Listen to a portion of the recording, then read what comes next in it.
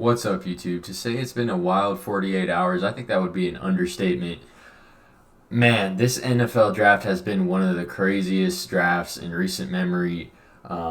Just a lot of, surprising picks. Obviously, we know every single NFL draft, there's surprising picks and things that shock us, but this one in particular has just really been shocking me. Shedeur Sanders is still available, and we're approaching day 3 in the NFL draft. Day 2 just finished, and Shedeur Sanders is still on the board. Man, it's really crazy, and that's what this video is about. This isn't a whole, NFL draft video. That'll be my next video, but this video right here specifically is about Shedeur Sanders, as you can tell by the title of this video. But man, I mean, did any of you guys think this would happen? I mean, to still see Shedeur Sanders' name on the board, like he's been the number one player on the board for the past 40 or 50 picks. Like I don't think I've ever seen anything like this. As far as why I think, he's, slipping in the draft, well, part of it I think is because he's Coach Prime's son, Deion Sanders' son. I think that has a lot to do with it. NFL teams, I think, I honestly have a feeling some NFL coaches are, sort of in fear that, they're in fear of their job security because, Coach Prime has expressed, interest in wanting to become an NFL head coach, and I'd assume that he would, shoot for the team that, his son plays for in Shedeur Sanders, and maybe Shiloh Sanders if he gets drafted. But with Shedeur Sanders being available in day 3, I don't think Shiloh Sanders will be drafted. But man, I will be honest. I'm not the biggest Shedeur Sanders fan, but I will be honest about his talent. I think he was the quarterback 2 in this draft after Cam Ward, obviously, who went number 1. But to me, like at this point, I think Shedeur Sanders would be, a steal. Like to get him in day 3, I think is ridiculous. Even in day 2, I thought would be, I even tweeted out. Make sure you guys go follow me on Twitter/X. By the way. I was tweeting like I think at this point in the draft, like I think I would consider Shedeur Sanders a steal, and I think that was at like pick 45, and now we're in the pick hundreds. Like this is absolutely going to be a home run pick. If you get Shedeur Sanders, who in my opinion, like I said, the quarterback 2 in this draft, if you can get him in the hundreds, I mean, like I said, just an absolute home run pick.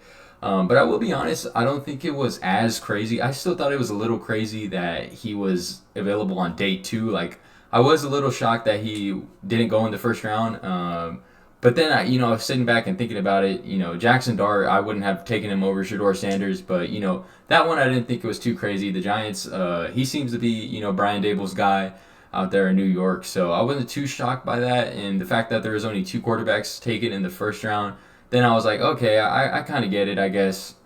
No team really wanted to take a quarterback in the first round, so I kind of got it. But then, we start getting into day 2, man. Today. Tyler Shook went before him.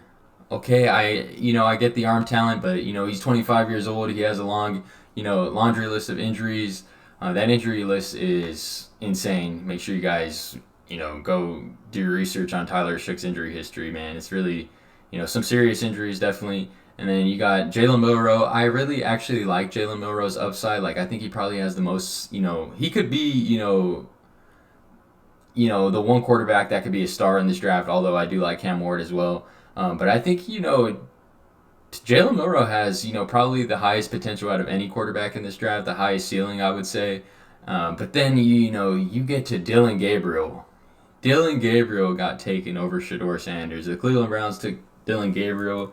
And I was just like, all right, what the hell is happening? Like, I really, gotta figure out what's going on. So I did some research. I did come across, one of the Combine interview videos. I did remember seeing this video, when it was first posted.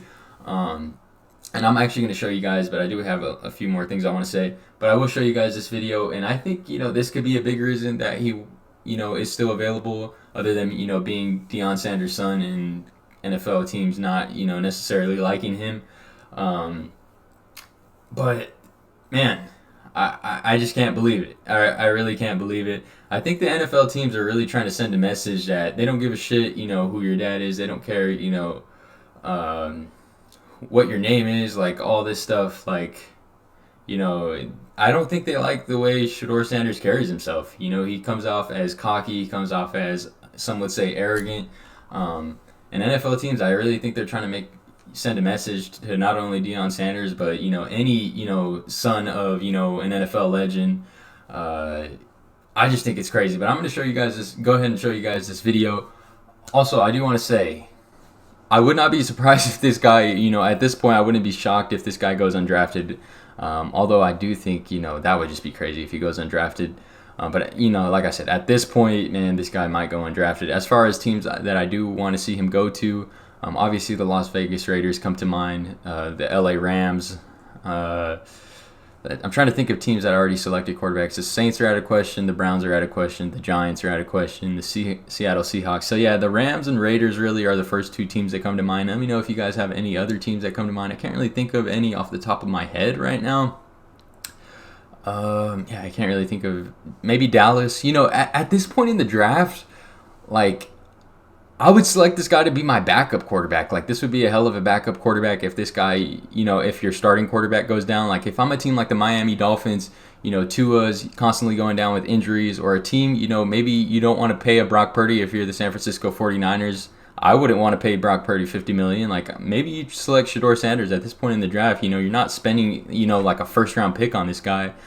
Even a Dallas Cowboys with Dak Prescott's, injury history, I don't think it's a bad idea to select a guy that, for most of the draft season, this guy was projected to go top 10. Sometimes even, he was considered to be the number one pick at one point, top 3, and then, he slipped to top 10. He just kept slipping and slipping and slipping. Like, I never thought it would get this far. But just really crazy. But it definitely, I think, teams should consider just selecting this guy to be their backup quarterback, especially like, the teams I mentioned, Dolphins, Cowboys, 49ers. But anyways, I wanted to show you guys this video, and I think this video really kind of rubs some teams the wrong way. I'm going to go ahead and play this video for you guys. That's the plan. If that's not what you're trying to do, don't get me. If you ain't trying to change the franchise or the culture, don't get me. So you should know history repeats itself over and over and over. And I've done it over and over and over, so it should be no question why an NFL franchise should pick me. I can't, I'm just trying to dig and dig and dig, and this is like the first thing, I could find that would really sort of make sense. NFL teams don't like quarterbacks that are going to come in and, I guess, if you're really like a prospect like a Caleb Williams or a Cam Newton, then I don't think they care too much because you're just insanely talented. But let's be honest about Shedeur Sanders' talent. He's definitely talented, but he's not like, a blue chip prospect or anything like this. He's not a Caleb Williams level prospect or a Trevor Lawrence level prospect. So to come in and say, something like that, I think sort of rubs, teams the wrong way. And, that's the only thing I found. And obviously we have, some off the field stuff. Well, not really off the field stuff, but when he told the Colorado QB, like, you can't fuck with me, something like that. After the game, he didn't want to shake his hand. And then, he's calling out, his teammates. He would have been very mid at best. We've all seen that tweet.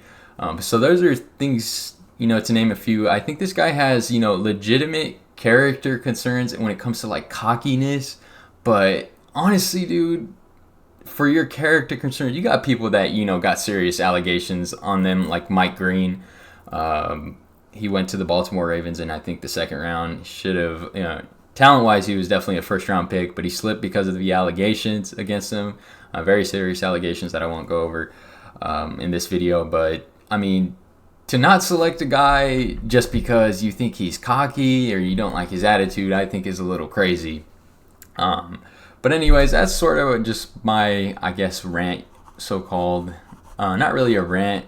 I just think, it's crazy the way they're doing Shedeur Sanders. I really do. And this makes me want to root for him. Like I said before, I'm not the biggest, Shedeur Sanders fan. I think Colorado fans sort of overrate him in terms of what he was in college. I think he was definitely a solid quarterback in college.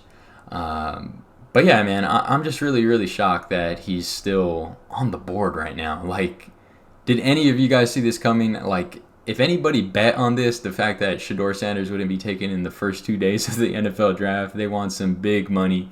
And the people that did it, we lost out on, some big bucks because that would have been a crazy bet to make. But man, I can't believe it. I really can't believe it. I don't think Shiloh Sanders gets picked. But if he does get picked, then Shedeur Sanders and Shiloh Sanders are getting picked on the same day, which I cannot seem to wrap my head around. But man, another thing is you seen Travis Hunter telling the media to be quiet when the Saints were making the ninth pick because he wanted to see if Shedeur Sanders was going there because a lot of people had speculation that he would be going number 9 to the Saints, and they selected Kelvin Banks. Obviously, I wonder what Travis Hunter thinks now that he hasn't been picked within the top 102 picks in the NFL draft. I think that's crazy. But anyways, let me know what you guys think down below. I'll catch you guys in the next one. Peace.